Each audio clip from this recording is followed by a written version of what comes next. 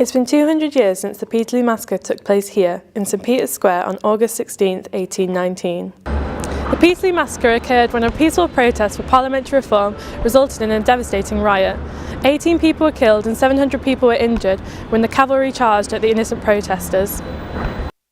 Protesters claimed that giving working men the right to vote would improve the use of public money and create fairer taxes. Henry Hunt was the main speaker, a prominent figure in the campaign for universal suffrage. It's estimated that 100,000 men, women and children attended the event. The Guardian newspaper was established by John Edward Taylor in response to what had happened. Peterloo was instrumental in securing working men the right to vote, but what does Peterloo mean to the people of today? I don't know what it is. I don't know much about the Peterloo massacre, but I know that there is a sort of memorial that happened in St Peter's Square. It means nothing, I've never heard of it. Working men against the so-called lords at the time, wasn't it? To mark the bicentennial of the Peterloo massacre, Manchester's People's History Museum are playing host to a special exhibition. Disrupt, Peterloo and Protest opened on the 23rd of March and will run until February 2020. Museum Programme Manager Helen Thackeray emphasised the importance of Peterloo in this day and age. So it's one of the most significant peaceful protests that ended in violence in the history in Britain.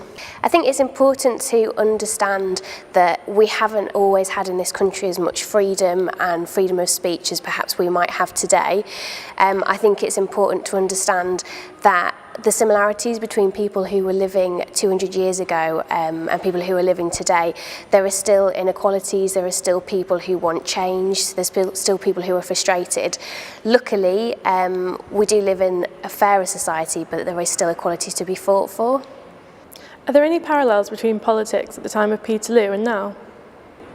I think it's really interesting in the context of Brexit at the moment. We obviously saw the People's Vote march very recently where hundreds of thousands of people took to the streets in London, and I think a larger part of that was people's frustration with what's happening in Parliament at the moment. And I think it's really interesting to think that 200 years ago people had those very similar frustrations about a lack of control, and that the people who were in power weren't necessarily making what they thought were the right choices. It's clear that 200 years on, Peterloo is still relevant to the people of today. The protest was a catalyst for parliamentary reform and will be for many years to come. Alice Stevens, reporting from the People's History Museum in Spinningfields, Manchester.